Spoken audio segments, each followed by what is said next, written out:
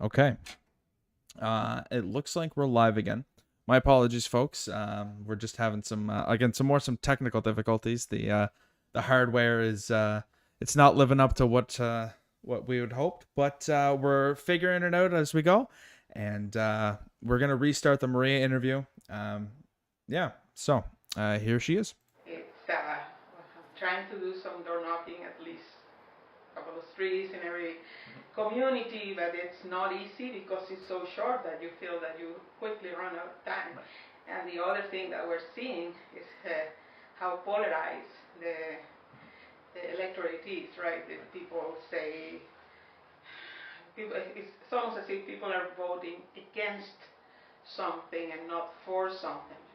What has been the biggest challenge for you in your first I guess election? Yeah, it's my first election, and I participated in other elections as a volunteer, and I think the challenge is to, with a very small team, to cover whole federal riding, and of course a very limited budget, because the Green Party is a small party, right? And then there is, of course, more focus in some ridings that are stronger for Green candidates, and Cardigan, it's not traditionally a riding where the Greens have done a lot. So we are doing what we can, and we are having good conversations with voters. How has your experience been with the community?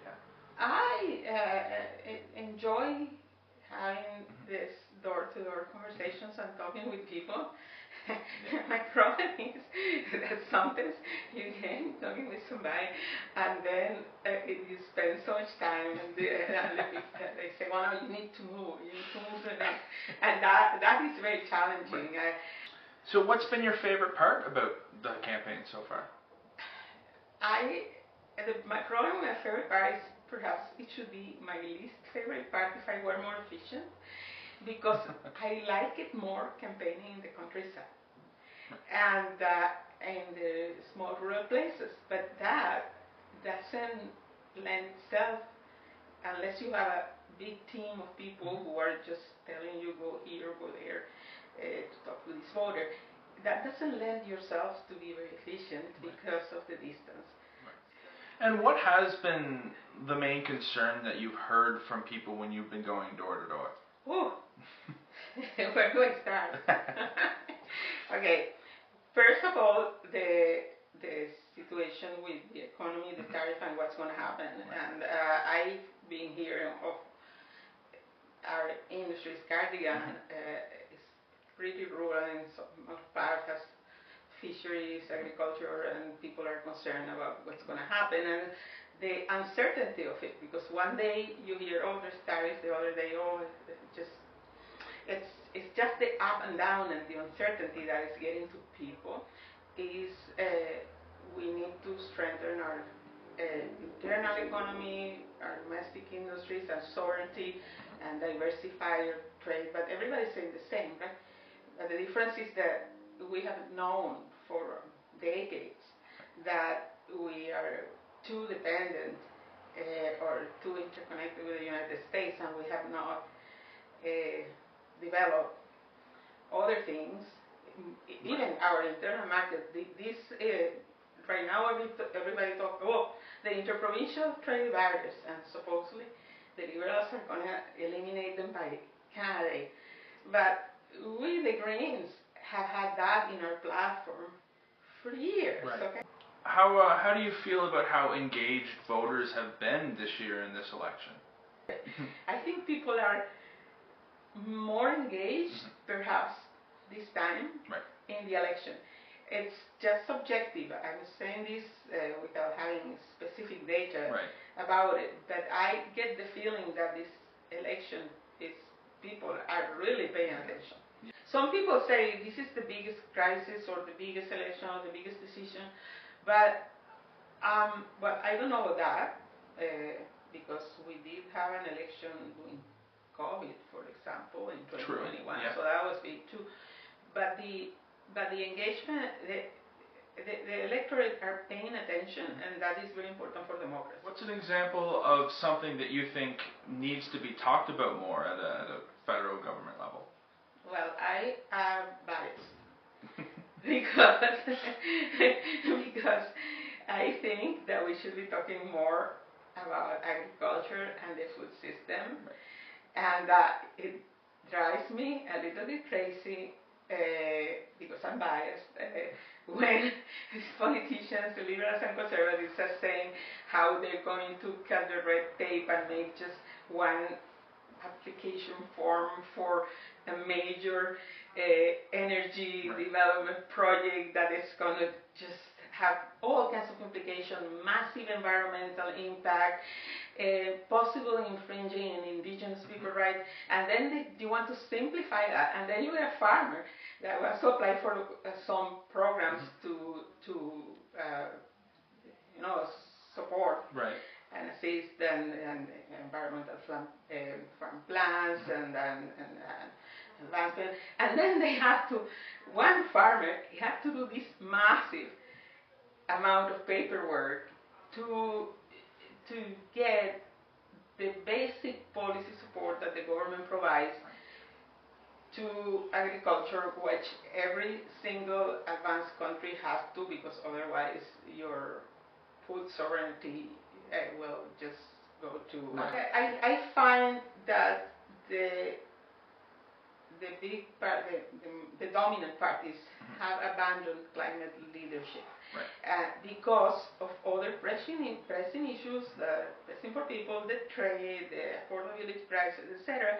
And this is it's not at the center of the conversation, but the climate crisis is very, very real, and is affecting our industries here on the island. We have a very fragile coastline. We have industries that are very vulnerable. It's what it is, because that's not what you're hearing at the door. People are more concerned about things that are more immediate in their life, and that's perfectly understandable. Are you planning on running again? I don't know. Right. Yeah, this is not a decision. I don't know. Who knows? Right? Yeah, just wait and see. Yeah, wait and see. Depends. And what's one last thing that you want to say to just the people? Like at the end To of vote with their values. Right. To vote out of fear. It may seem like the thing to do in the short term, but in the long term, it just perpetuates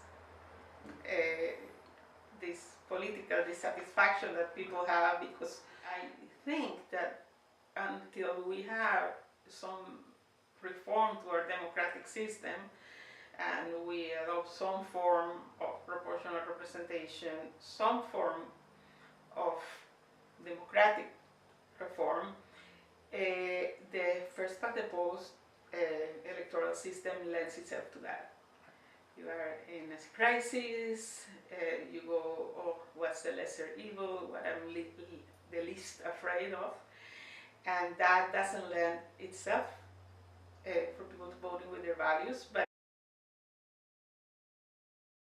Okay, well, something that I really want to take away from that is the fact that the climate issue has really taken a back seat towards, or well, not towards, but has taken a back seat in the perspective of most other parties than the Green Party.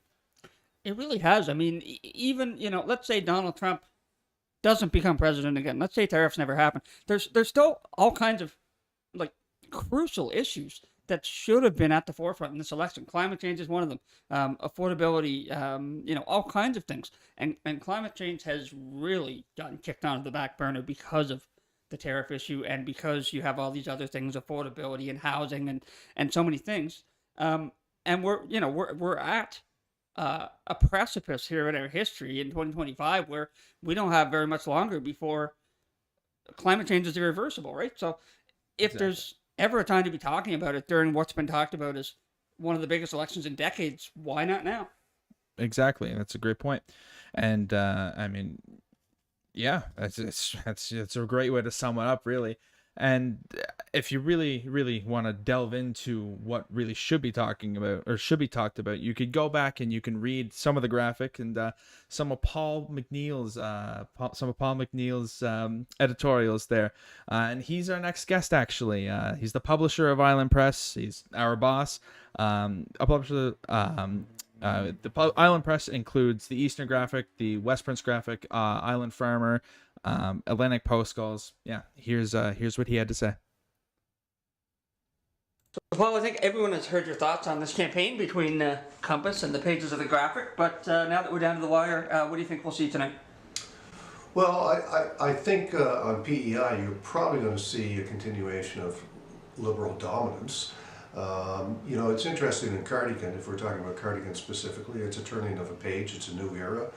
Lawrence MacAulay, back in 1988, was elected in the free trade election, which was a debate about our sovereignty. So it's ironic that he's left and Ken MacDonald is now trying to carry the torch forward in an election that's largely based on our sovereignty. So we'll see how that plays out. We'll see whether the Conservative vote is larger than polls might indicate, which has happened nationally in the last couple of elections in 1 to 2 points. They'll need a bigger spread than that if they want to have any real impact on the island. Yeah. And so how much do you think the national swing in polling has affected this race in Cardigan? Just, you know, a couple of months ago, we would have thought the Conservatives might have taken off on PEI. Well, I would have said in January that it was certainly possible. Now that things have changed, I've never seen a switch like this in terms of 25 points ahead to being behind. And look, if the Liberals want to form a government, minority or majority, they need a really strong showing in Atlantic Canada because it's been sort of their base. And 4 seats on PEI matter. Jamie Foxx has a shot in Malpeque, I think maybe their best chance. Certainly that's the sign you get from the Conservative Party because they're putting all their resources and visits in Malpeque. It's been tough for James Elward in Cardigan because the ferry issue is a big issue in this riding, and the Conservative promise of a policy review or a review without saying what the review is intended for scares us because we've seen governments, including Stephen Harper's government, reduce services before. And so, in Cardigan tonight, how different will things be going forward without Lawrence MacAulay? Well, Lawrence MacAulay, you know, you learn how to get things done or to talk to the right person or have a call returned after 36 years. I have that regardless of whether it's James Aylward or Ken MacDonald. So it'll be a little more difficult, but the island group of MPs is a pretty good collective, and the regional group is important. You know, that they'll get together and they'll talk about how to move files forward. I think it's important that PEI have a cabinet minister. I don't think it would be Kent MacDonald if it was on the Liberal side. I'm doubtful it would be James if it's on the Conservative side, but it all depends on who's elected. But I do think it's important that we have our traditional seat at the cabinet table, which right now we do not have. All right, Paul McNeell, publisher of Island Press, thanks for joining us. All right, we're back in the set here, and we're pleased to join Three Rivers Mayor Debbie Johnston. Debbie, thanks for joining us. Well, thanks for having me, Josh. So, what did you think of the campaign in Cardigan and how the candidates represented themselves? I think it was a very respectful campaign. All the candidates, you know, represented their positions very well, their platforms. I didn't attend I couldn't attend the debate, but I did listen online. And I thought the debate was very cordial for an election debate, and no, they all represented themselves very well. And so this is the first election since 1984 without Lawrence MacAulay on the ballot. How different do you think things will be without him? Well, they'll definitely be different without Lawrence. I guess Lawrence is like I don't know how to put it, somebody that's always been there. He's had a great. We've always had a great rapport with Lawrence as long as I've been on council. It's going to take, whoever wins is going to be new at this whole thing. Either candidate neither candidate has been in federal politics before. So it's going to be all new to them. Now, Lawrence has frequently been in cabinet in Ottawa, which has been great for the area. So we'll have to see how that, what happens there. But, you know, we'll have to see what's in the budget and what's in it for municipalities. And whoever wins, you know, our municipality, Three Rivers, is definitely willing to work with them, whoever it is. Yep. Yeah, and so as Three Rivers, you know, you guys obviously deal a little more with the province than you do with the federal government, but the feds have funded some major projects. Just tell me a bit about the town's efforts on housing and the federal funding you've gotten. We've got, we've been very lucky to get half funding, which is the Housing Accelerator Fund. And that has allowed us to invest in infrastructure and create water and sewer, expand our water and sewer in the town, which of course is a precursor for housing. And the feds are promoting more dense housing, and you need water and sewer for that. So we've been very lucky to have acquired half funding, and we're have been very busy processing development permits in Three Rivers as the housing need is the needs for housing is still very evident in our area. For sure. Healthcare in Three Rivers has been a tough topic for a while now. Obviously, it's a provincial responsibility, but the feds do fund it, and there's a lot of talk now about the federal government holding provinces accountable for how they spend that money. What's your take on the state of healthcare here in Three Rivers right now? Well, as far as holding them accountable, I think they've talked about that before, and it didn't come to fruition. Yeah, I've heard that before. Healthcare in Three Rivers is about the same as it is pretty well all across Canada. We need more doctors. We need more specialists. The doctors in Three Rivers here, I've met with them. Keeping this hospital in this emergency room has been something that I've worked on ever since I was on Montague Town Council, and I know I've been working with the new CAO, been in communications with her since she's joined about a year ago now, I think. And, you know, you cannot operate a facility without the doctors, and that is what we need, hopefully. There seems to be good news coming about the new medical center, Patient medical homes. Yeah, no, not the patient medical, the new University of UPEI. Oh, yes. So hopefully we'll see more doctors here. I know it will take some time, but I'm hoping that will improve the doctor situation. Yeah, patient medical homes are coming in, and that may make a difference. We also have I also worked on a committee to get a walk-in clinic, our community healthcare clinic, opened in the Down East Mall, and we have had a couple of clinics, but again, as hard as you try, there's still never enough doctors. So I think that's what we have to address right now is how do we get more doctors? All right, Debbie Johnston, Mayor of Three Rivers, thanks for stopping by tonight. Okay, thank you. And next up, we are going to play the rest of our candidate profiles: Kent McDonald, Wayne Phelan, and Adam Harding. We're here with Kent McDonald, Liberal candidate for Cardigan. Kent.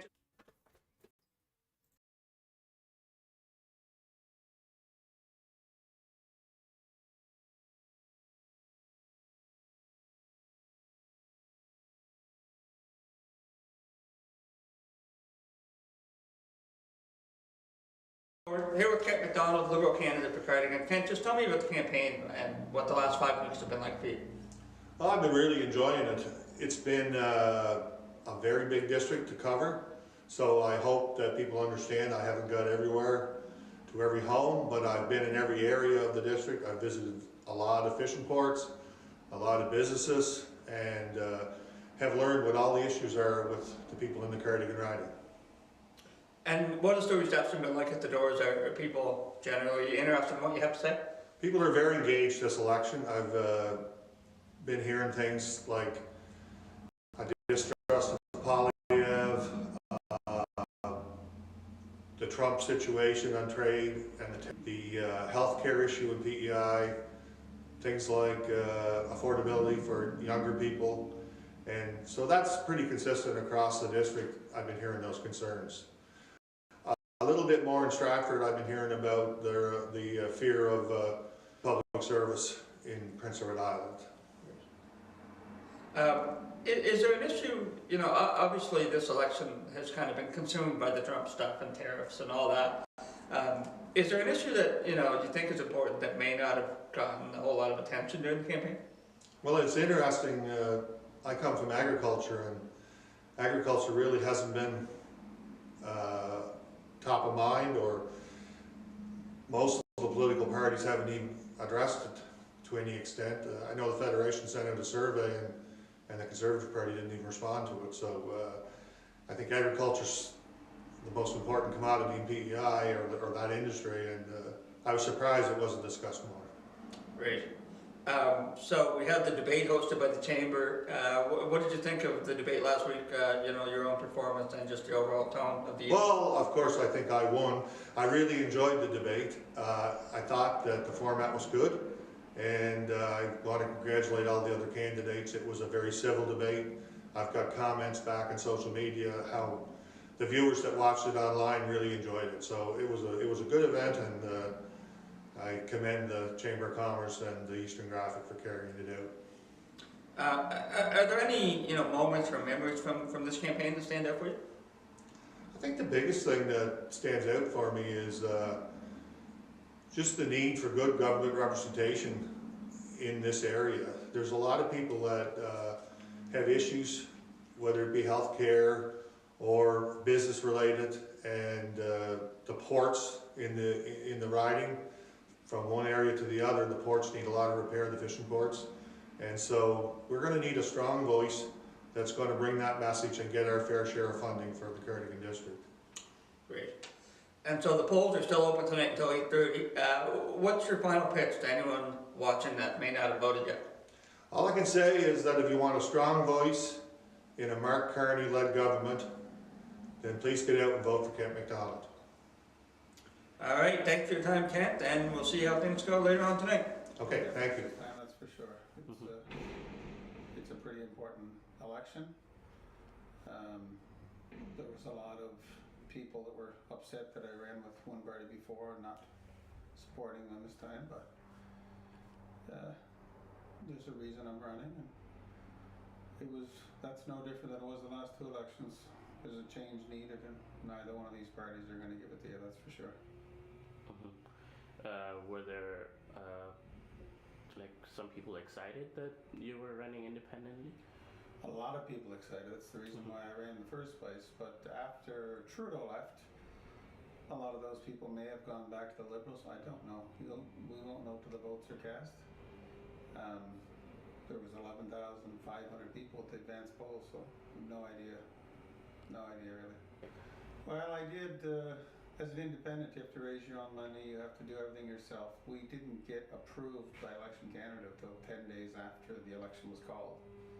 So you can't, as an independent, you can't put your name or anything in until after the election's called. So our online marketing is probably just starting to kick in now. So it was probably too late for the advance polls, but we did some mail drops and online marketing, and of course door to door. But in this day and age, pretty well most homes have 2 people working, so you can knock on 200 doors in a day and have 10 people home.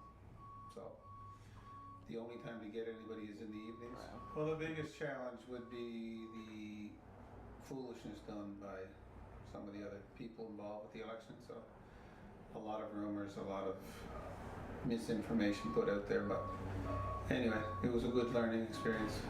It went good. Thanks for hosting it.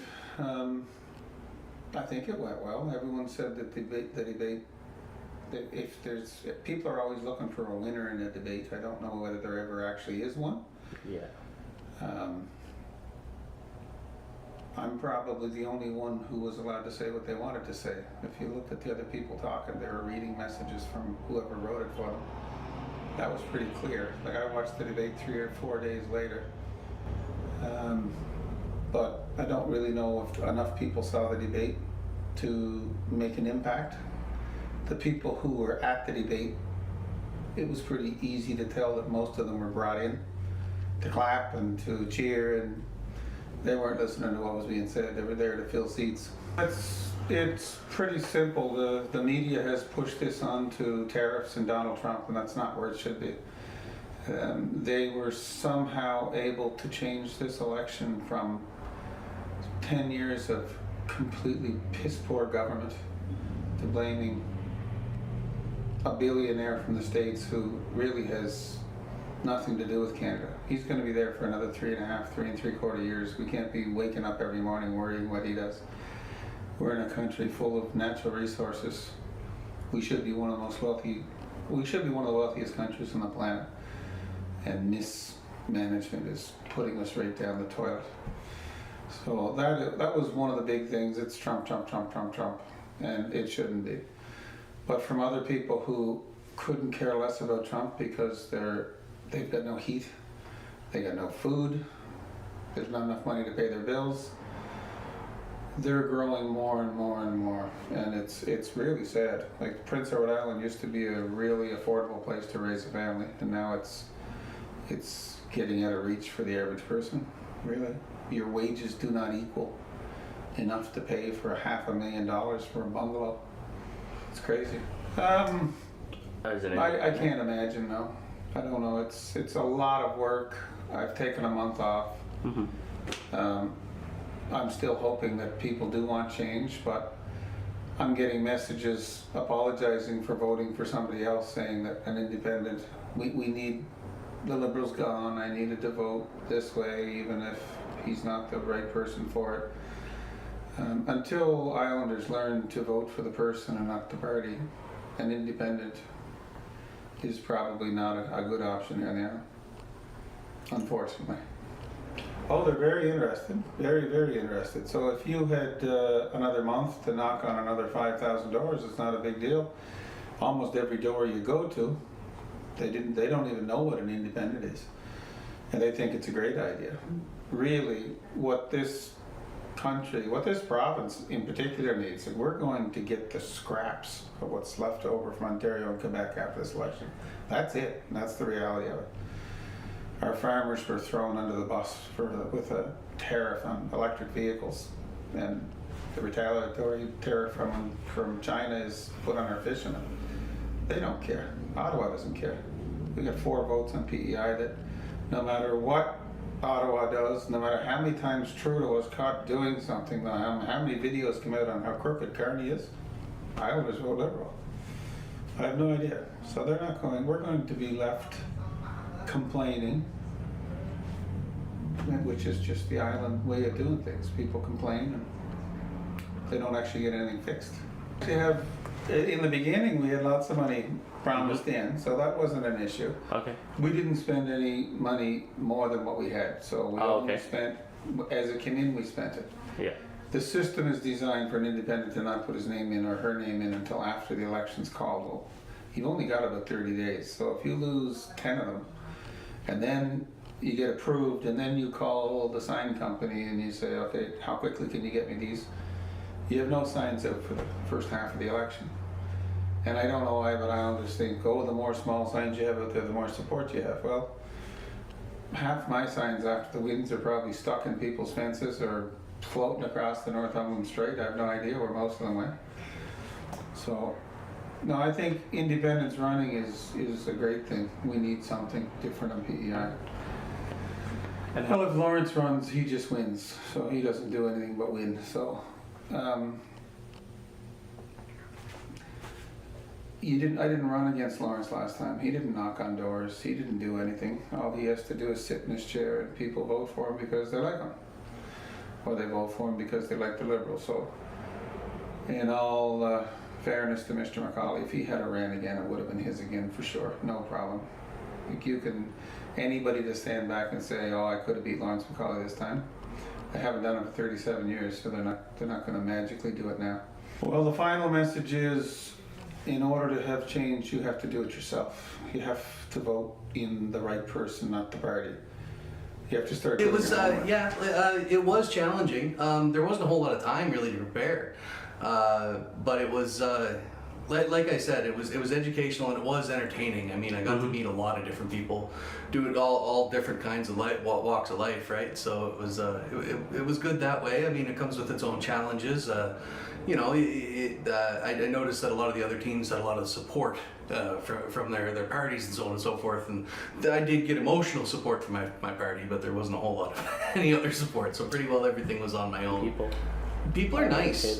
You know, everyone around here is pretty good. You know, even if they weren't really considering voting PPC or anything along those lines, people were always receptive for a conversation, and that's really the whole point, right? Just get out and talk. It was mostly just door knocking and online stuff, but I was still working a full-time job the entire time as well, right? So it's the door knocking was limited, and it's just it was kind of difficult to kind of find ways to get out to meet people. You know what I mean? Beyond knocking on doors. So again, I imagine that's just my inexperience. You know, people probably have ideas. They're like, oh, I'll do this, and but like I said, it's educational. I did a lot of research and you know, presented all my facts and everything like that. But it I don't know. It seemed like the biggest topic for me was the debt. And it just didn't seem to be that interesting for anyone to hear, though it seems to be, I think it's the most important issue in our country right now, is the debt. Whittling down the debt will, you know, ease interest rates, it'll make living easier, but no one seemed interested in that. It just seemed like all the questions were geared and centered around, as a representative for the federal government, what money will you give us? You know, and it was like, well, we don't really have the economy. People can't afford groceries. Can't afford groceries, can't afford gas, can't afford anything. You know what I mean? It just keeps piling up, and I don't know. That's frustrating for me because it's little kids and everything like that. You want to make sure that the fridges are full. You know, you want babies to be healthy, warm, and fed, and it doesn't seem like that's happening. You know, you meet person after person who's having a tough time, you know, keeping milk in the fridge or any of these things, and it touches you, right? It's just a matter of kind of getting the word out there for the PPC. Let people know there's another option. Please take a look at our platform, you know, and just kind of, you know, ring the bell, say, hey, we're here, right? Hopefully some people take a look. Absolutely. If the PPC asked me to run again, I'd run again. Like I said, I got a bit of an education this time, so I think. Well, no. It seemed like when people were. They'd ask you what, you know, how you were going, if you're going to help fund this project, or if you're going to help fund this project, and then once the answer was no, that was kind of the end of the interest. You know what I mean? It was, you know, but when you're talking to normal everyday people, you know, everyone's pretty receptive. You know, a lot of people didn't know we existed to begin with, you know, so it was nice that way. And what else what would I say? I guess just take care of yourselves. You know, everyone's got we're entering into some dangerous times, and nobody seems to really be talking about the debt, but that is going to come bite us in the butt. So you know, take care of yourselves. Stock up your fridges and your freezers, and hopefully you don't need to. Kyle, anything that we can take out of those interviews that we just heard there from three of the candidates? Well, I think something that Adam said with the PPC is actually, it's kind of getting overlooked in my opinion, is the fact that we need to be having these tough conversations, whether it's financially, whether like, you know, financial discussions, they're always difficult. And, you know, things that people may not agree on, a touchy subject would be women's reproductive rights. You know, everybody's opinion, everybody's entitled to their own opinion, but it's when you lose that art of having a conversation and when you start bickering with each other, in which I feel like is happening more than it's not. And really nothing gets done from that. But what is getting done is votes are being counted. Newfoundland wrapped up about an hour ago, and we're starting to see some preliminary results from at least Malpeque here in PEI. Yeah, so Newfoundland's polls closed half an hour early, but we are starting to see some results here in PEI. Nothing from Cardigan yet, but Malpeque and Eggmont are reporting numbers so far. Very, very early in the night. Always have to put that disclaimer there, but Malpeque, 5 polls reporting out of 99. Bobby Morrissey with a healthy lead. Very small numbers we're talking about. 194 votes for Bobby Morrissey of the Liberals, 118 for Logan McClellan of the Conservatives. Green Party's Randall McFarlane in third place with 17 votes. Carol Rybinski of the NDP with 11. And taking a look at Malpeque, where some believe that Jamie Foxx might be the Conservatives' best bet on PEI. We'll see whether that plays out. Right now, after just 2 polls reporting out of 97, he is down by 28 votes. Heath MacDonald with 59. Jamie Foxx with 31. Anna Keenan of the Greens with 7. Cassie McKay, NDP with 3. And the People's Party's Hilda Bowen. I apologize if I pronounced that wrong. She has 1 vote so far. Right. And like you did say, I do think Jamie Foxx is the most likely Conservative candidate to kind of stop this liberal almost monopoly that we've had for ever, it seems. Speaking of liberal monopolies, we did speak to Lawrence MacAulay as well. His monopoly is now over officially as of tomorrow. But we spoke to Lawrence earlier today for his take on the first Cardigan election in 37 years that he is not part of. Yeah, here it is. All right, so we're joined now by Lawrence MacAulay, the ex-MP for Cardigan. Sounds very strange to say. Lawrence, it's election day and your name's not on the ballot. Is that a strange feeling for you? Yes, it is a strange feeling. After over 36 years, it's a strange feeling, but the time comes when you have to step back, and I think I stretched the limit as much as a person possibly could, and it was time to step down, and that's what I did. Not easy, but I did that. Yeah, and so what did you think of the campaign in Cardigan and what we've heard from the various candidates? Well, it's, of course, interesting being involved in it for years, and the candidates did very well. It's quite a campaign. I mean, I've been around, well, I ran 11 federal elections, and this one is, sometimes they're a lot different, and this one certainly is, with the involvement with Kearney coming into play, the polls shifting so much, Donald Trump involved. It just tells you in politics a day is a long time, perhaps an hour is a long time. This is certainly displays that in spades. Yeah, and so what are your thoughts on Kent MacDonald, carrying the Liberal torch here and hoping to be your successor in Cardigan?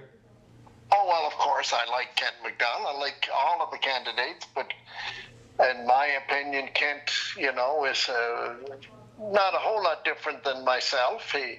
He was a farmer, worked hard. He knows all about manual labor. He knows about organization. He knows about having to put things together and make it happen.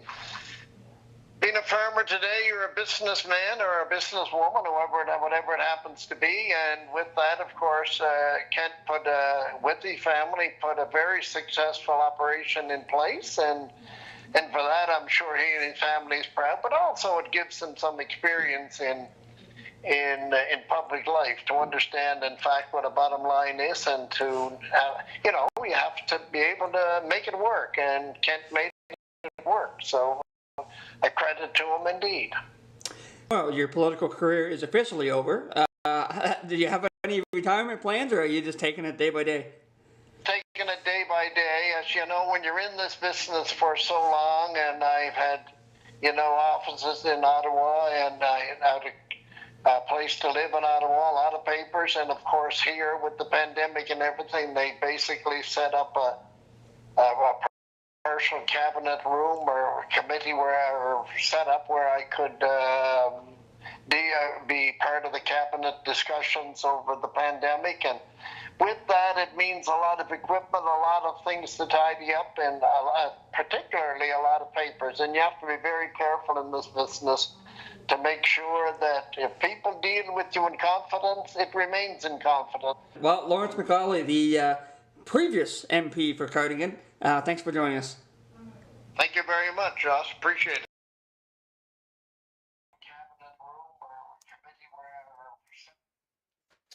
Well, sorry if you heard that echo. Some, I guess, a little bit of breaking news, I could consider it. Thank you to our editor, Charlotte McCauley, for sending us this. The first numbers are coming in for the Cardigan riding, and so far, with 90% of the vote, is Lawrence MacAulay's hopeful predecessor, Kent MacDonald with 90 votes so far. James Aylward with the Conservatives, who we have attempted to reach out to for an interview, with no results yet, but we will hopefully get back to you guys with an interview with him. He's got 5 votes, and the Green Party, Maria Rodriguez, has 4, and that's all the numbers we have. Again, very early for the Cardigan riding, but Kent MacDonald out to a pretty significant lead here. Yeah, I mean, it's only one poll. It's only 99 votes, but taking 90 out of 99 is a very good start indeed to the night for Kent MacDonald. Yeah, exactly. We're gonna flip the page a bit here now, going back to the last Cardigan MP, not named Lawrence MacAulay. We're going to Pat Binns, the Conservative.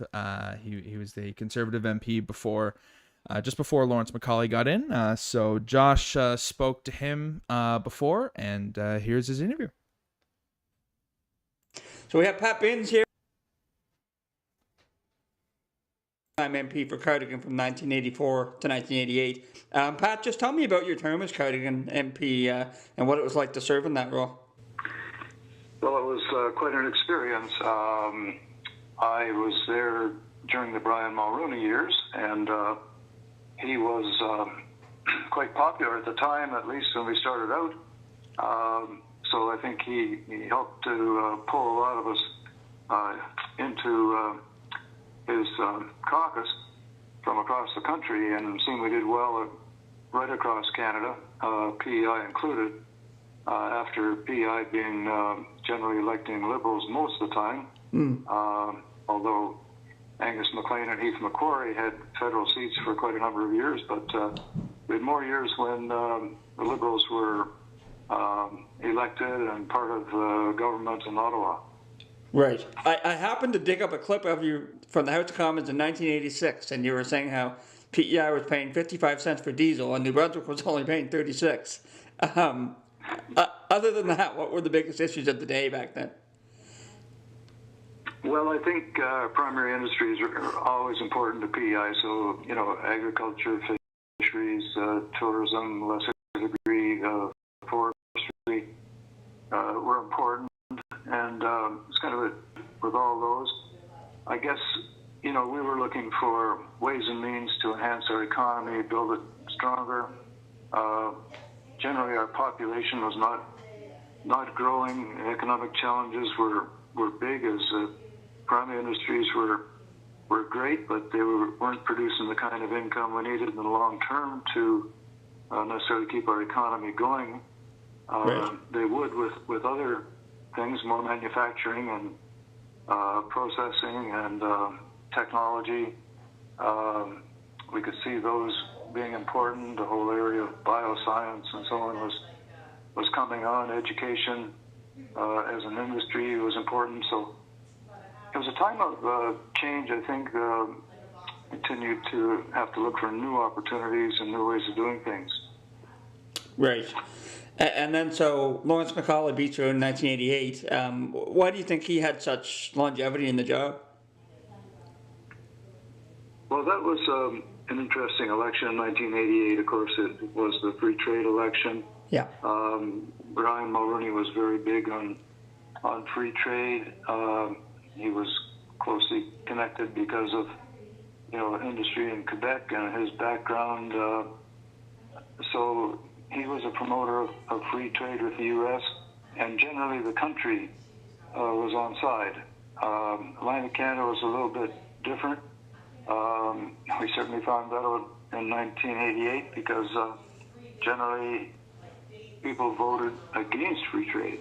And so what I found different from that election, about that election to other elections, was that it was not about the candidate hardly at all. It was about the issue of free trade. Right. And so in 1988, free trade was popular in central Canada. Maybe it was promoted better.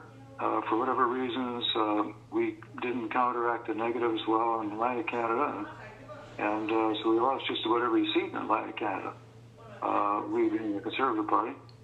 And that was, coinciding with the arrival of Lawrence, who was my opposition, well-liked, community guy.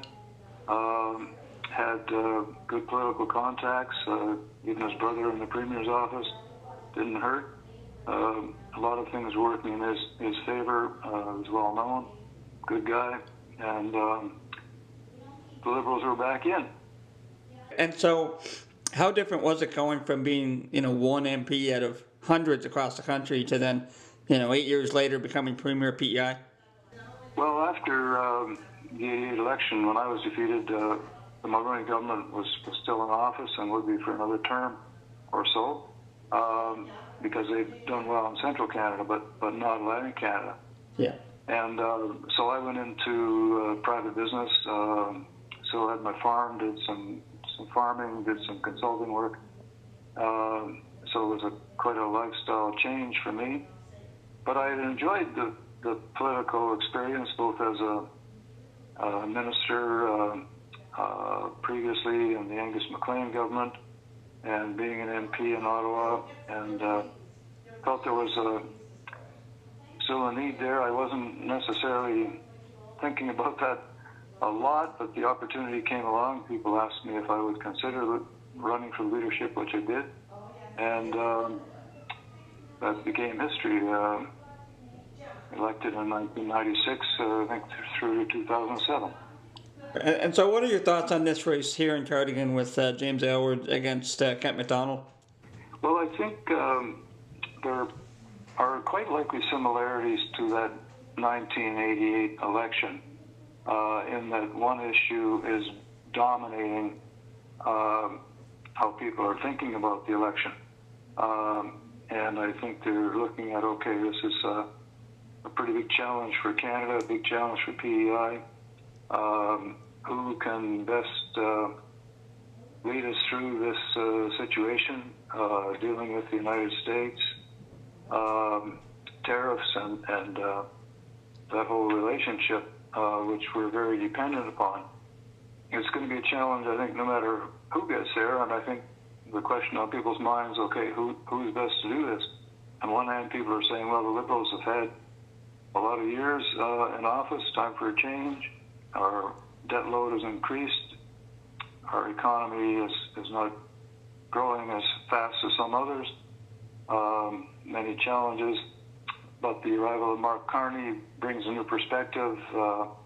And so people are obviously dealing with, okay, do I want Pierre Poilievre or Mark Carney? And I think the big issue really comes down to leadership and people's perception of who can handle it, the challenges going forward best. And so PEI votes, I think for the most part, will be based very much on the selection or idea of who can do this job the best, who's got the best experience, who understands the needs of people. And it'll be interesting to see how it comes out. I think that the election been held a year ago, I think there's no doubt that the Conservative Party would win the 4 seats in PEI. The dynamics have changed because of President Trump and the arrival of Mark Carney on the scene. The polls have certainly shifted. How strongly, I think we won't know till Monday night. And so, other than tariffs and Canadian sovereignty, are there any other major issues for you personally in this election? Well, I think that's really the big one. There are obviously always local issues. The ferry continues to be an issue in this area. People want to be assured that not only is a new ferry, but the service continues and at affordable prices. Obviously, our primary industries are of a concern. We have to export our agricultural products, our fishery products. So we have to compete in the marketplace. Who's going to give us the best opportunity to do that? And then there's the other more local things, like who's going to make sure we have enough money for health care and enough money to buy groceries. So there's many issues out there, but I think still dominated by leadership at the national level. And I think more votes will be cast for the national leaders as opposed to people deciding just on the local candidates.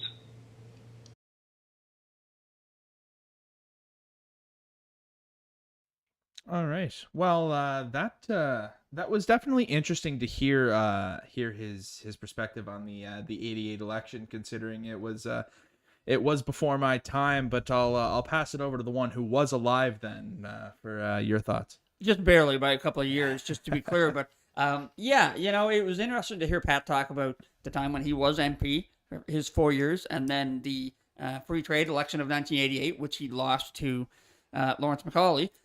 Speaking of which, we have some new numbers in, and they are rather striking. Only three polls reporting out of 97 in Cardigan. However, Kent MacDonald has 66% of the votes, 1,202 votes, compared to 520 for James Alward of the Conservatives, who has 28.8% of the night of the votes. It's very, very early, but that is already a big gap to make up. That is almost 500 votes separating Kent MacDonald from James Alward. We have Lynn Thiele of the NDP with 34 votes, Maria Rodriguez of the Greens with 27, Wayne Phelan, the Independent, with 14, and Adam Harding of the People's Party with 7 votes. Kyle, I know that the national tailwinds, let's say, of polling in favor of the Liberals, we all kind of thought that would help Kent tonight, but I'm not sure any of us thought it would be this much of a lead this early.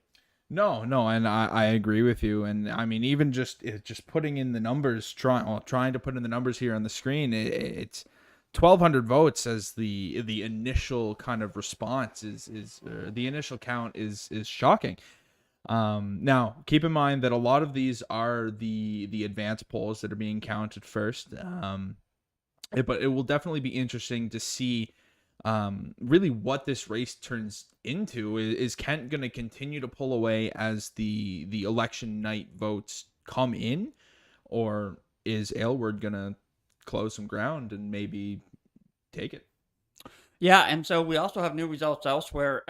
Logan McClellan actually has taken the lead over Bobby Morrissey in Eggmont. It's still pretty early there, 10 polls out of 99. Logan McClellan with 422 votes, Bobby Morrissey with 384, 49.9% to 45.4%. So they're pretty close. That's only 38 votes in the difference. But Bobby Morrissey was leading until that last set of polls came in.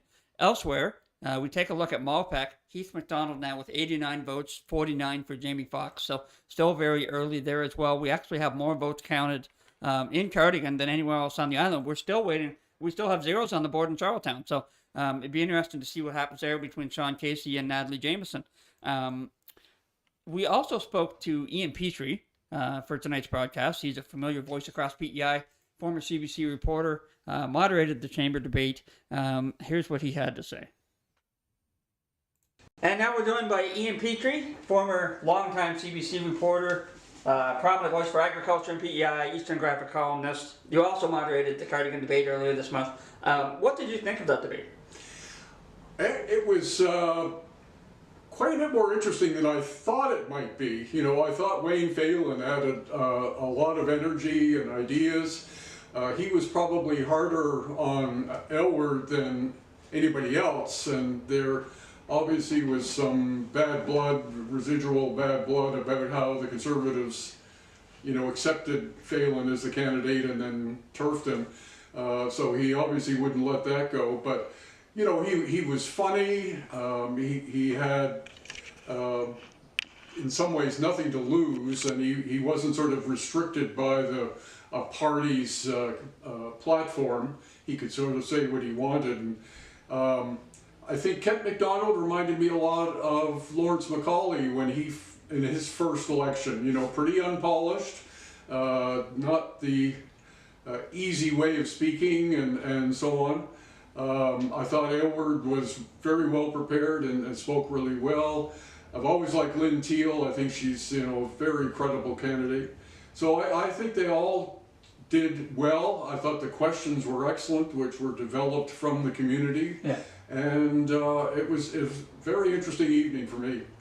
Yeah. And so what are your thoughts on the race in Cardigan just in general and what we've seen so far in the campaign?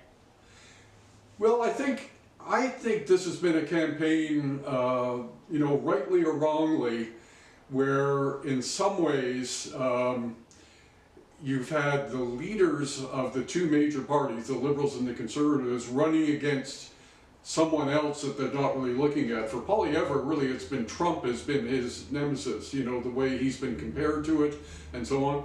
And certainly for Carney, it's been Trudeau, you know, he's been compared with him. And I think the major issues across the country, the tariffs and the worry about our sovereignty and so on, have sort of dominated. Now, it was, I think, good for PEI that almost right out of the box they were there saying that the Confederation Bridge tolls will be changed or eliminated. Yeah. I think PEI, from the major parties' point of view, I've heard from organizers before, is they view it as a kind of bellwether in terms of how the Maritimes is going to go. Yeah. We've certainly been heavily liberal, and I think the Conservatives feel that if they can turn a seat on PEI, or maybe two, that this will be a good sign for them. Now, whether they will or not, we'll find out this evening. I think Conservatives are feeling probably pretty hard done by in terms of how this went. Look, I was as guilty, more guilty than most, in terms of 2 or 3 months ago saying the Conservatives are going to win, we better get ready for that. Yeah. I certainly wrote in my column that a lot of these policies that the Liberals are following in agriculture and resource industries were going to change because, hey, the Conservatives are going to win. Poilievre is going to be our Prime Minister. And then all of a sudden Trudeau leaves and Carney comes in and the whole thing changes. I think the real benefit of that is that it's been a competitive election. You know, it looked like a walkover. It looked like something that nobody was going to pay too much attention to. So Trump comes along, Carney comes along, and all of a sudden it's the election of our lives. Yeah. And so how much do you think that national picture will affect things here in Cardigan? Do you think people are looking more at that or at the local candidates? It's pretty hard to ignore the national issues. You know, I mean, given our resource industries here, our dependence on the American market, I mean, having a huge tariff regime to have to go through to get your potatoes or oysters or lobsters or mussels or whatever it would be, I mean, that is potentially a business killer, you know, so we can't in any way ignore the fact that it was, is, and continues to be this Damocles sword that's hanging over everybody's head. So I'm sure that people were watching very carefully on PEI in Kings County. How are these new leaders going to deal with Trump? Who looks like the person that can take this guy on and pull him off this infantile, ridiculous approach that he's taking to economics, that he's going to slap big tariffs on everything and make Americans rich again, without ever saying that it's American consumers that are paying for these tariffs. You know, I mean, the whole thing has been ridiculous. I took economics at university, and one of the first things we learned with these Smoot-Hawley tariffs were ridiculous and prolonged the Great Depression and so on. So, I mean, we're still living with that, I'm sure, even after after tonight, and there's a new government in Canada, that risk will still be there. And that probably has more to do with how Islanders are feeling about who they're going to vote for.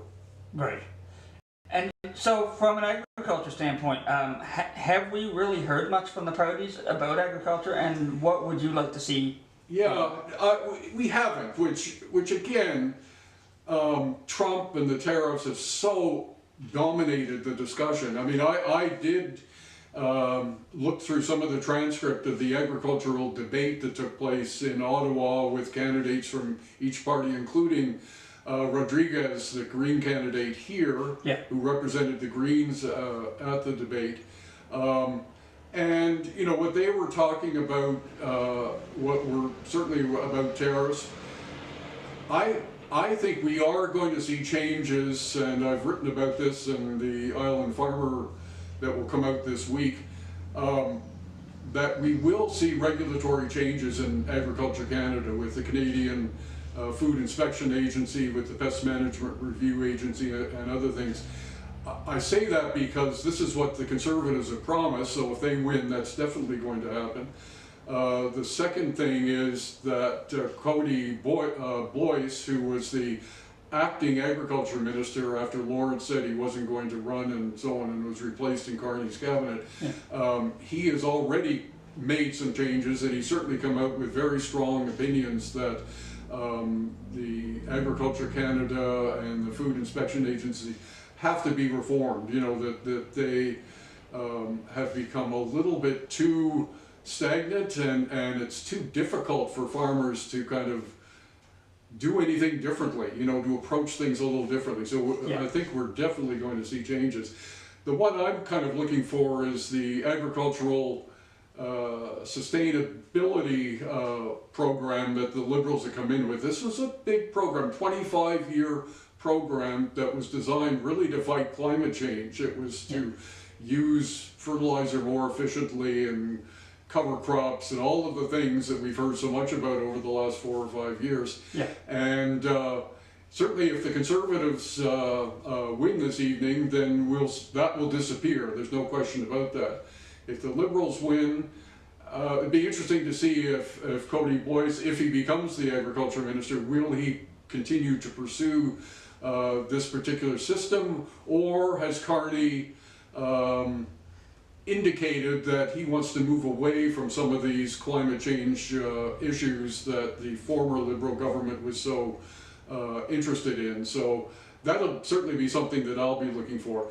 The tariffs, again, huge thing. If farmers can go into this cropping season knowing that the tariff regime won't be there, that they'll be able to market to their customers in the same way that they always have, that will be a huge relief. The thing we always have to remember, it doesn't matter whether it's seafood or potatoes or French fries and so on, having a customer is so precious. And when you throw something in the middle of all of that, whether it's potato war or big tariffs, and you lose that customer, even when the tariffs disappear, you've got to win that market back. You've got to come in there with cheaper potato. So it can often take 2 or 3 years before you kind of regain the confidence that you can do business. So these will be things that will be sort of hanging over the agriculture community for the months and years ahead, I'm afraid. Yeah. All right, Ian Petrie, thanks for coming in. There we go. We're going to take another look at the results in Cardigan because we do have another update. Kent MacDonald, we have to say again, it's very early, but it certainly looks like Kent MacDonald is cruising to victory at this point. 5 polls reporting. He is at 67.4%, 2,050 votes. James Allwood at this point has 869 votes, 28.6%. That is, that's a gap of 1,150 votes or so already. So things are going to have to turn around in a hurry here for James and his campaign. Still early, but we're definitely seeing a trend. Yeah, for sure. Just trying to get the numbers updated here on the screen for the viewers. That's a job that is never done. Ideally we could have some kind of automated system, but here we are. While you're doing that, why not take a quick look at the other ridings on PEI? Eggmont has been very close. It's the closest of the 3 ridings that we have results for so far. Still nothing from Charlottetown, but Bobby Morrissey is back in the lead now, but only by 29 votes over Logan McClellan. That's with 15 polls reporting out of 99. So Logan McClellan making a real bid for Eggmont tonight. Looking at Malpeque, also fairly close. Heath MacDonald with 490 votes. Jamie Foxx for the Conservatives with 305. So there's a bit of a gap there, 58% to 36, but still, nowhere near as many votes counted there as we have here in Cardigan. And as I said, Charlottetown, we're still waiting. So next up, we have, it's funny, here at the graphic, we focus so much on the eastern end of the island and of the riding, Kings County and eastern Queens. We don't cover Stratford until now. I caught up with Jody Jackson, a longtime councillor for the town of Stratford, to find out what their end of the riding would like to see out of this election. So we're joined now by Jody Jackson, second-term councillor with the town of Stratford. Stratford is obviously a huge part of the Cardigan riding, growing rapidly, probably dominating the riding population-wise at this point. Then you have Kings County, very rural, very large, with different issues What's your take on kind of how those two ends of the riding balance out? I think Stratford is a different. We're very urban, if there is such a thing in PEI. But the biggest thing for us is like anyone else in the rest of the riding, I think, is affordability. Costs are escalating for everyone. We have a fairly successful community, and have gone door to door a couple times, but I've really noticed that affordability has been a constant theme now for the last 6 or 8 years. Yeah.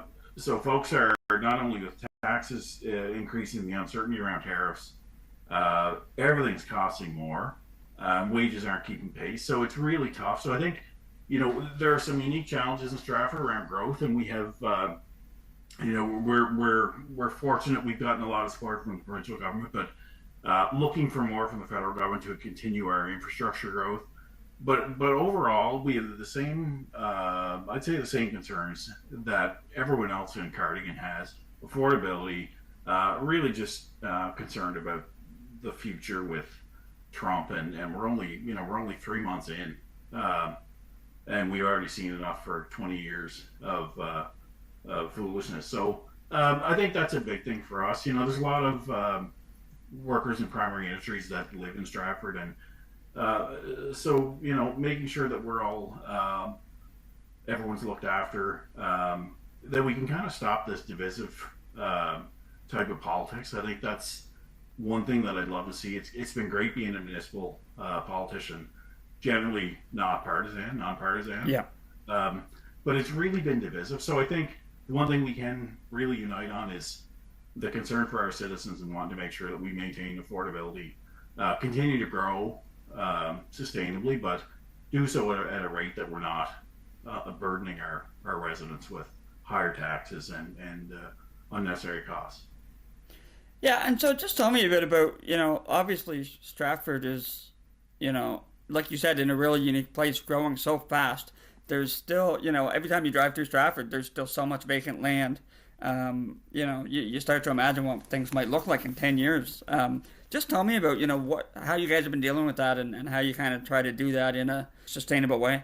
Yeah, well, I'm glad you mentioned that, Josh. So we've had this kind of perception, I guess, for a long time that there's a lot of vacant land in Stratford. The highway coming from the bridge up towards the Emergency Services Center, a lot of that has been bought in recent years, and it is mainly commercial with a mix of residential that's planned there. Yeah. There's not actually a lot of residential land left in Stratford, but we do, we are focusing on growing that urban core as much as we can over the next number of years. There's a lot of key players there. That's one thing that's really helped us kind of shift our focus from being that town that was split by a highway for many years into more of a town. That's one of the things that we're doing now is, strategic investments in infrastructure around our new emergency services facility. We're lucky enough to have a new high school that's under construction right now. There's a promise in the 5-year capital budget for the province that we are going to get a junior high.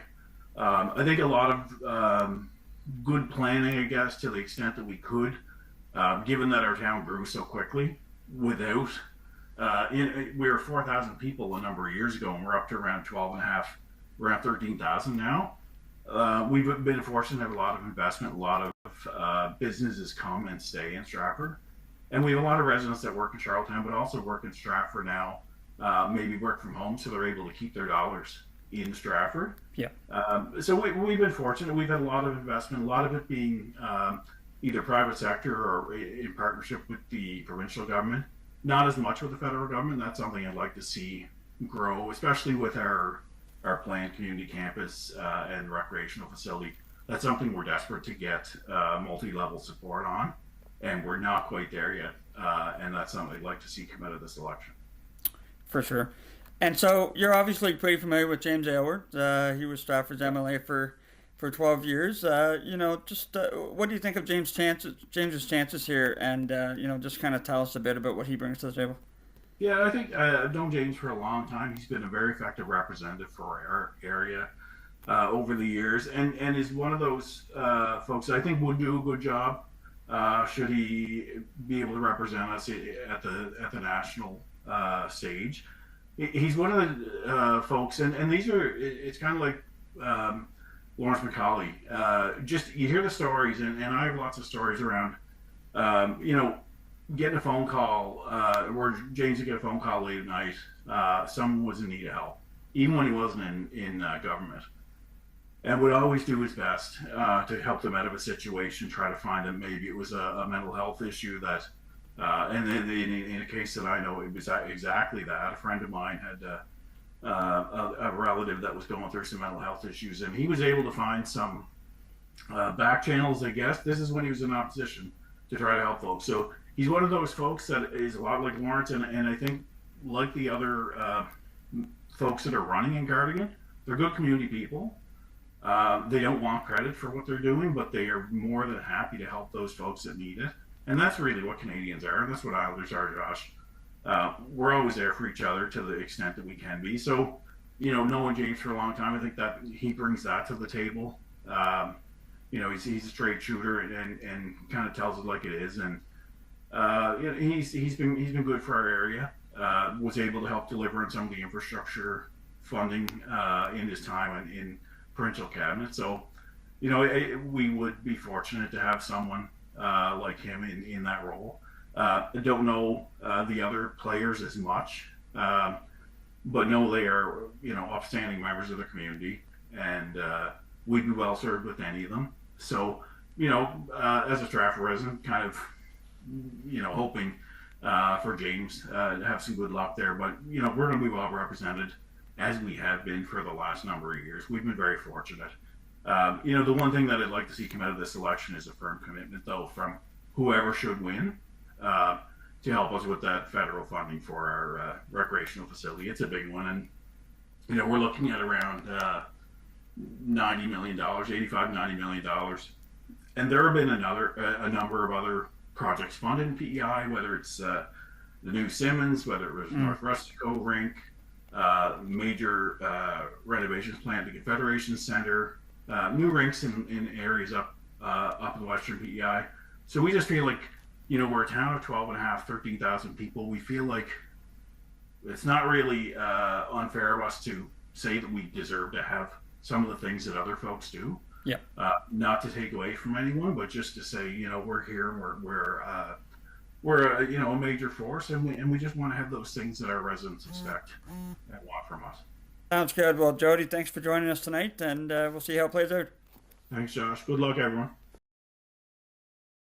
Back to the results. We do have our first results of the night in Charlottetown. Sean Casey, 73 votes. Natalie Jameson, 20. 3 for Joe Byrne of the NDP.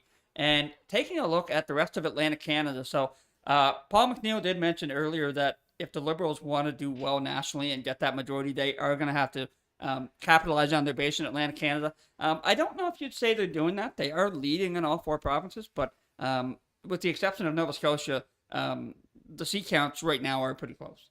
Yeah, it is pretty close. It's kind of anyone's game. In New Brunswick, the Liberals hold 6 seats.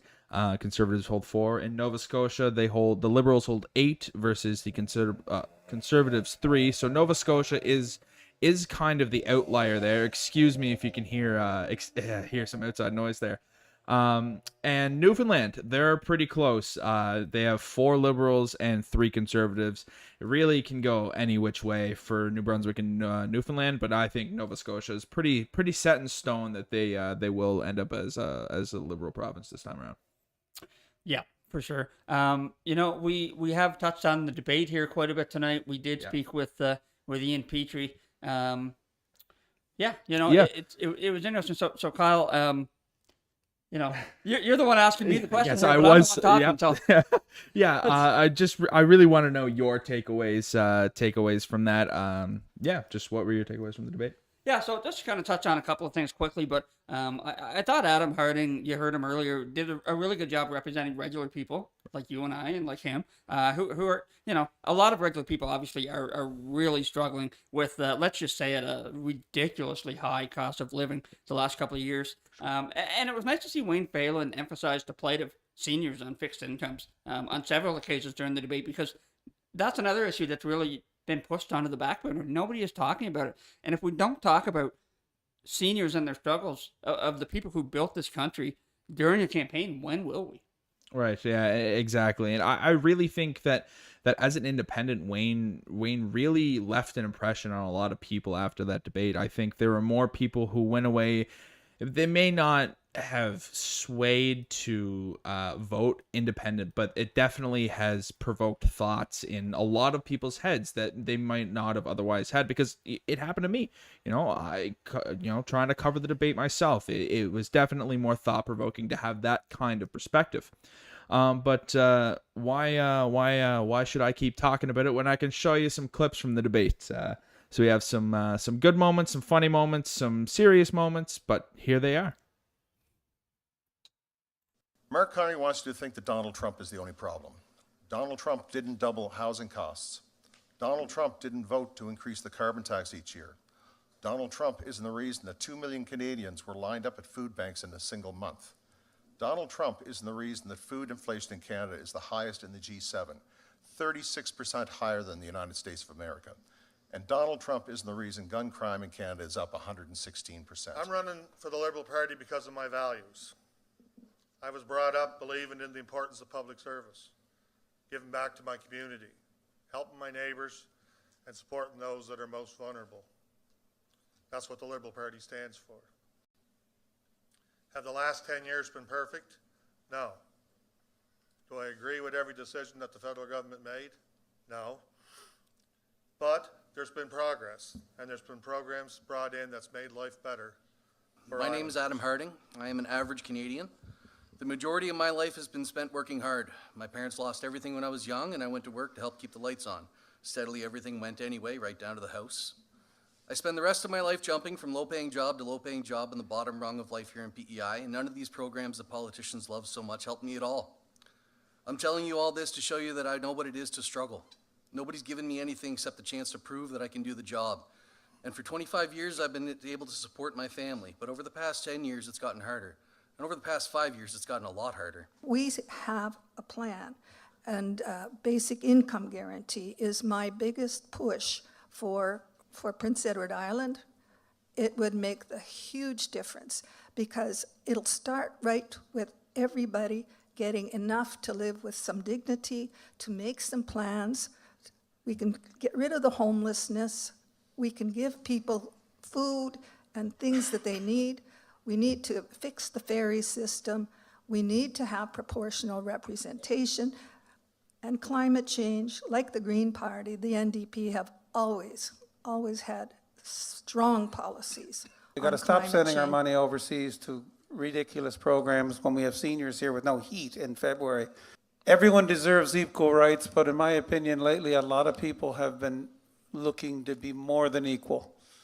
And that's leaving some of the people out. And unfortunately, the people that are being left out are the people that built this province, who built the highways and who paid for our taxes to get to where we are today. We need to take care of our seniors. They're not even on the question list anymore. And we need to protect seniors from having their pension stolen from them at the last second and 5 seconds online and everything's gone. The only way to do that is when you catch one of these people, you need to prosecute them. And that's what Canada has stopped doing in the last 9 years. You get away with everything you do. The next time somebody robs a senior of 50 years of savings, crucify them. We have 4 members of parliament here who you've all seen a bobblehead sit in the front of your car, bouncing around as it's going down the hills of Babylon of Montague there, hitting every pothole every 10 feet. That's what we had here. Well, do you know what? Go to your father or mother or grandfather or grandmother's grave this weekend and say, sorry, Grampy, I'm not voting for the other party, but I am going to vote for an independent. We need change. My track record as Minister of Transportation and Infrastructure proves that I was able to get things done, and I will do that as a member of Parliament in Ottawa as well. James mentioned his track record as Minister of Highways. Maybe that's a few years ago because the potholes are back. I asked what the worst waste of money was in 2020 in Canada, and it popped up saying that the Liberal government, Justin Trudeau, paid $17,000, which to me didn't sound too bad, to bring a chef to India to cook him dinner, and he was eating Indian food. I'm pretty sure within 3 hours of them, amongst the 1.3 billion people there, he could have found an Indian to make himself some Indian food. As some of you folks might know here, I used to be a bouncer. So I used to get paid to break up fights. Well, right now I'm jumping into one. Oh Lord, reproductive rights. Should I put my hand up now? Women's rights, asking a follically challenged, one-arm, white 55-year-old man a question on reproductive rights is foolish. When you say Carney's the best person to deal with Trump, get him to deal with it on the dairy business as well, because he's going to completely destroy it. If you read his book, he doesn't believe in milk. Soya milk, everything else. Anything that doesn't fart is going to get a liberal carbon credit. Wayne should write a book. He's got enough stories.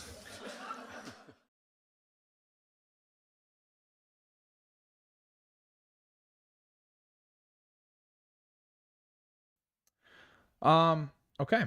Something noteworthy from that debate was the fact that Maria Rodriguez of the Green Party was not there. She was needed in Ottawa for an agriculture debate, as she is the Green Party's agricultural critic. Did that hurt Maria? It may have a little bit, people like to see the faces. They like to hear from them in person, especially being such a big riding. It's impossible. Let's just say it's impossible to get to everybody's house in this riding. So people do like to see put a face to the name and that kind of stuff. So it may have hurt her a little bit. I do think she's done a good job of trying to get herself out there, get herself known. It's tough because, the Greens actually had a different candidate lined up for Cardigan.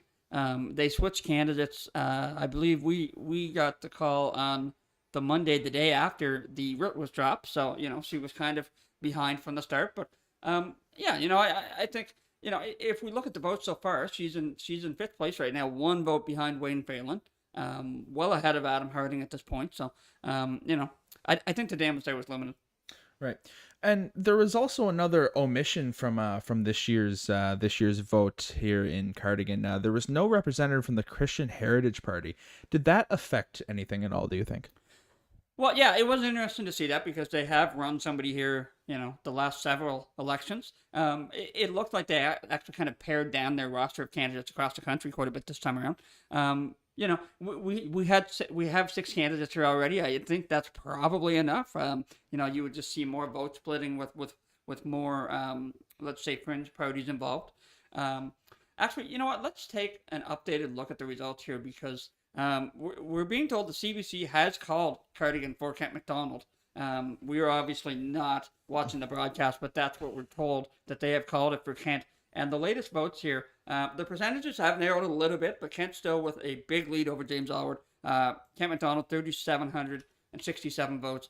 James Allward with 1,984, just shy of 2,000. So, that still remains a huge gap to make up. It's almost 2-1 in terms of MacDonald's votes versus Aylward's.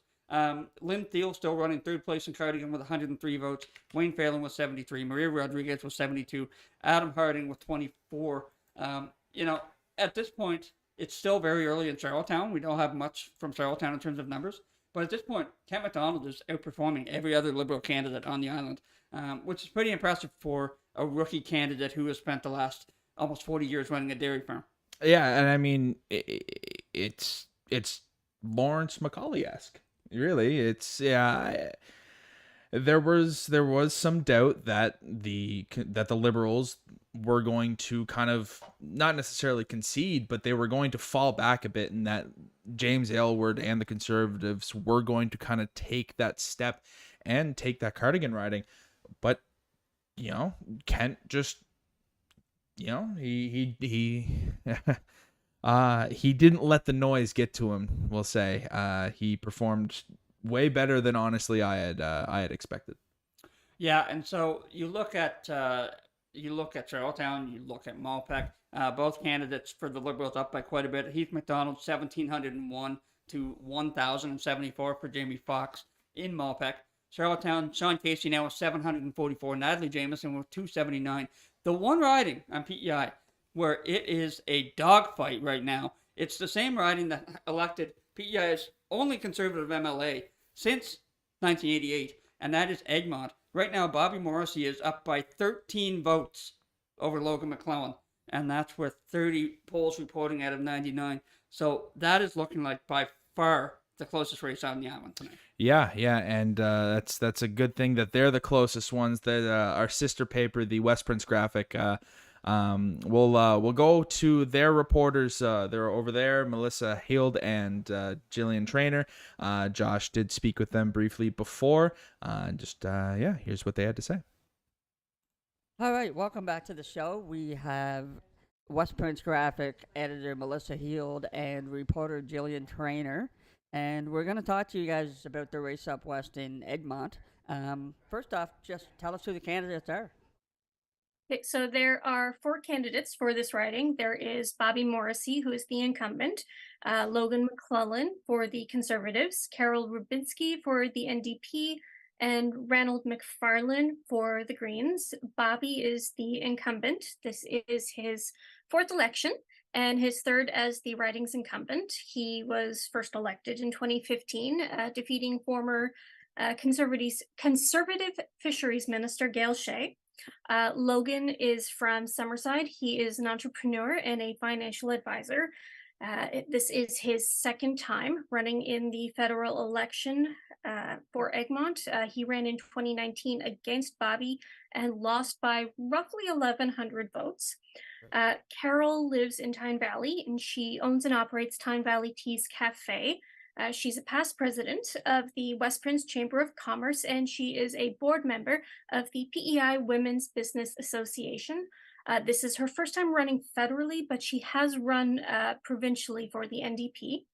And Ranald is a dairy and pig farmer from Fernwood. He's run previously for the Green Party of PEI in the districts of Rustico, Emerald, and Borden Kankora. And he has served on the executive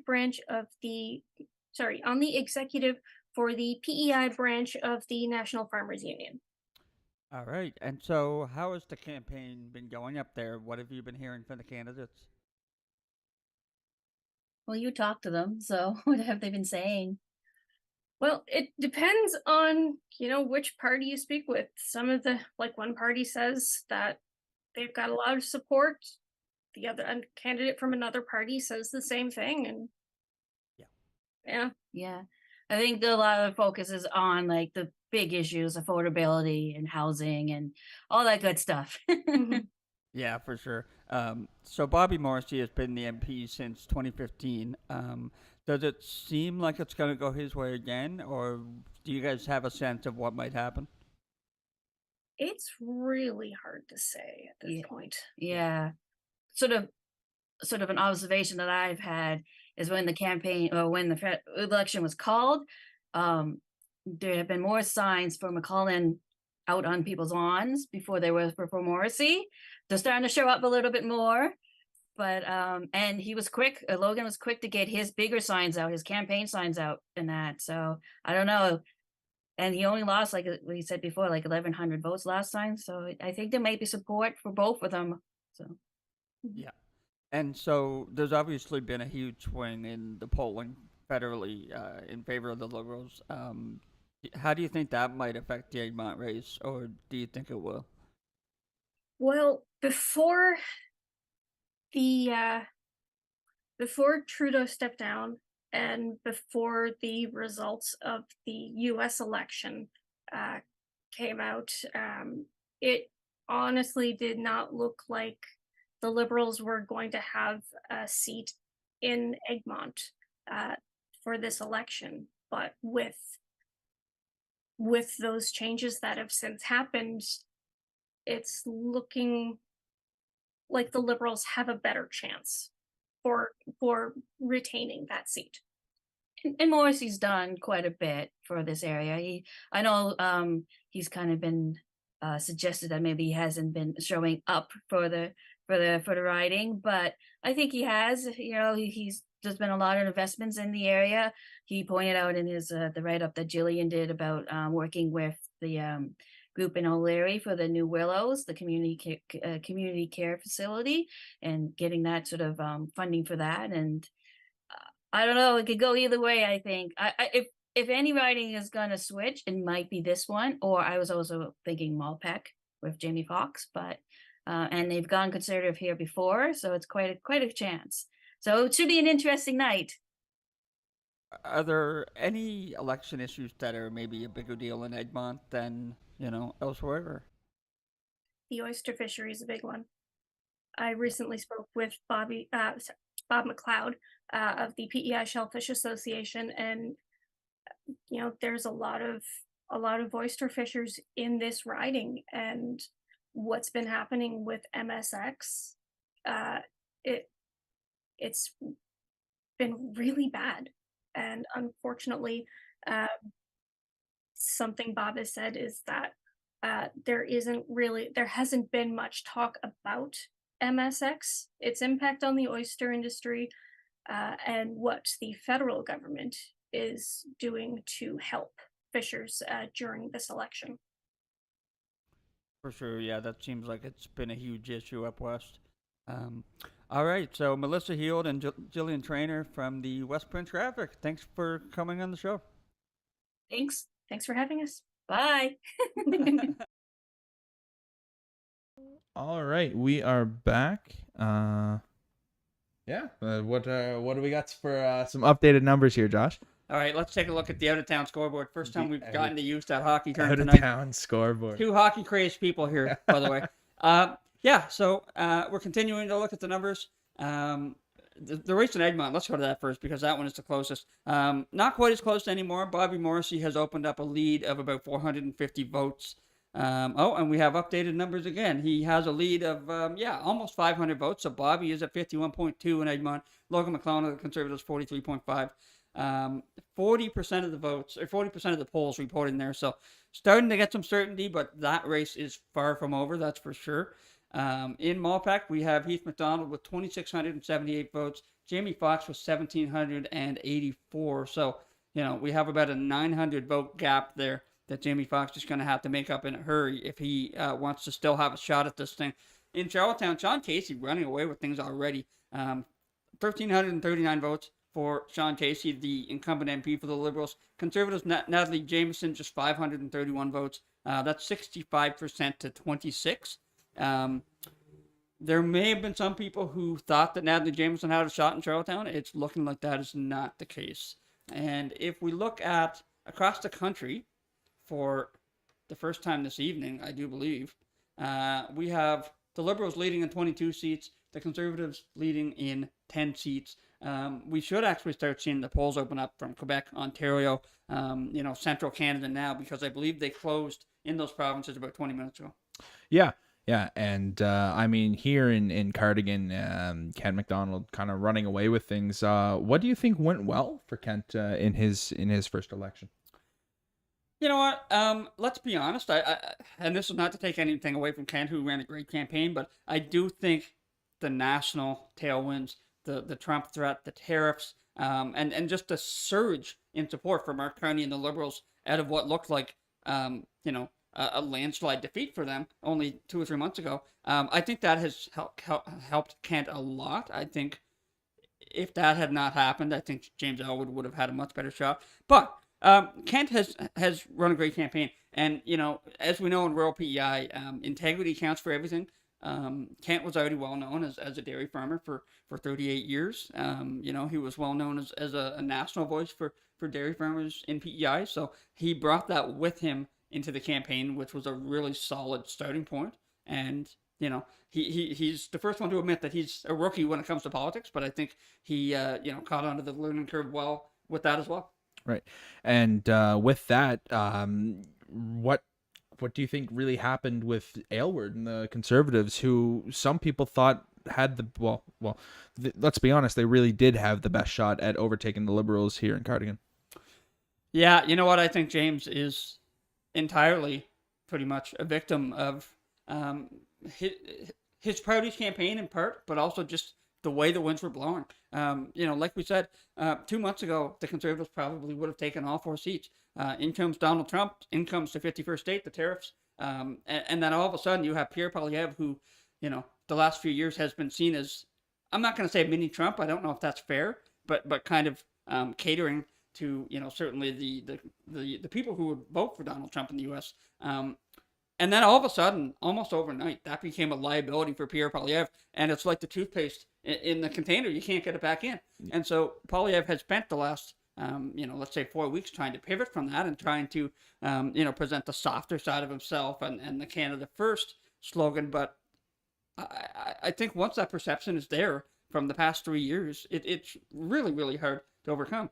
And I think for James, one example where his party didn't do him any favors was the announcement at the Confederation Bridge, promising to remove bridge tolls and do a review of the Northumberland ferries, which, you look at that, you can say, okay, they're going to do a review, maybe they're going to improve things, or you can look at it and say, okay, they're going to review this, and maybe they're going to kill it, right? It was too ambiguous.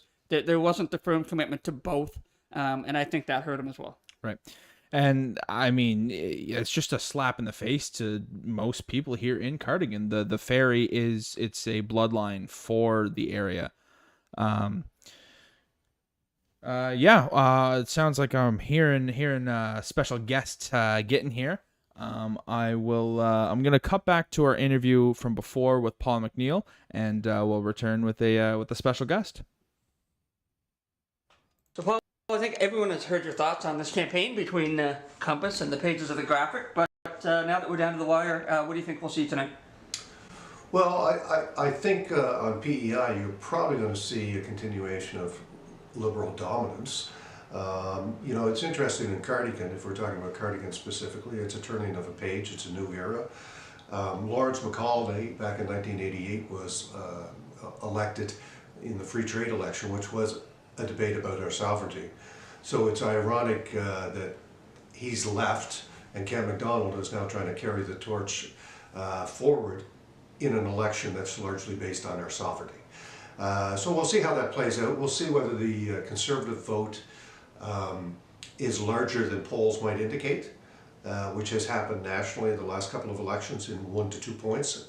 They'll need a bigger spread than that if they want to have any real impact on the island. Yeah. And so how much do you think the national swing in polling has affected this race in Cardigan? Just, a couple of months ago, we would have thought the Conservatives might have taken all four on PEI. Well, I would have said in January that it was certainly possible. Now that things have changed, I've never seen a switch like this in terms of 25 points ahead to being behind. And look, if the Liberals want to form a government, minority or majority, they need a really strong showing in Atlantic Canada because it's been sort of their base. And 4 seats on PEI matter. Jamie Foxx has a shot in Malpeque, I think maybe their best chance. Certainly that's the sign you get from the Conservative Party because they're putting all their resources and visits in Malpeque. It's been tough for James Elward in Cardigan because the ferry issue is a big issue in this riding, and the Conservative promise of a policy review or a review without saying what the review is intended for scares us because we've seen governments, including Stephen Harper's government, reduce services and reduce funding before. And so, regardless of who wins the Cardigan tonight, how different will things be going forward without Lawrence MacAulay? Well, Lawrence MacAulay, you learn how to get things done or to talk to the right person or have a call returned after 36 years.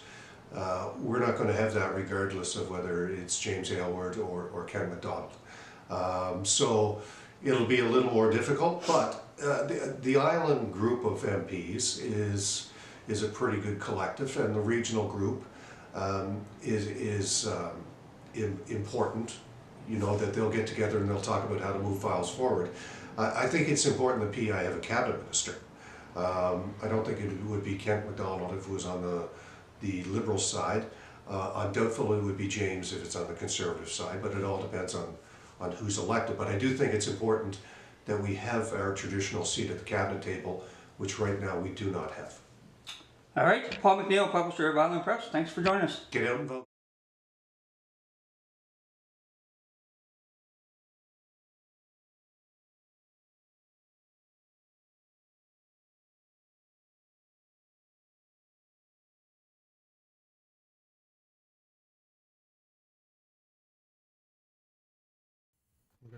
Sorry, we were muted. We're back now with Kent McDonald, the man of the hour in Cardigan. Kent, I believe CBC has declared you elected now. We weren't watching that, but I'm sure you were.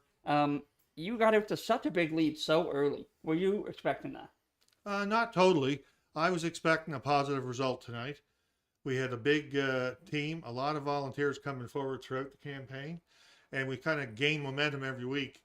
So, yeah, I was expecting to win, but I didn't feel the lead would develop that quickly. So what do you think you did so well in this campaign? I mean, you know, we come into the campaign, there's no Lawrence MacAulay. It seems like, you know, kind of a toss-up at first. What do you think you did well here? I think we had a great organization. I give all the credit to the volunteers that helped me. Obviously, I couldn't get to all the doors, but every week we had volunteer teams out knocking on doors and helping me get the message out about Mark Carney and the Liberal platform. And as we developed it, people were buying into it. So, you know, we were just talking about this here. How much do you feel the national polling and the huge shift that we've seen from the Conservatives a few months ago now toward Carney and the Liberals, how much do you think that's helped you here in Cardigan? Well, it's played a factor. I mean, it's a mixture of a lot of things. I represent rural PEI. I was accepted in Stratford and quickly developed a strong response in Stratford with the volunteers, the help of the volunteers.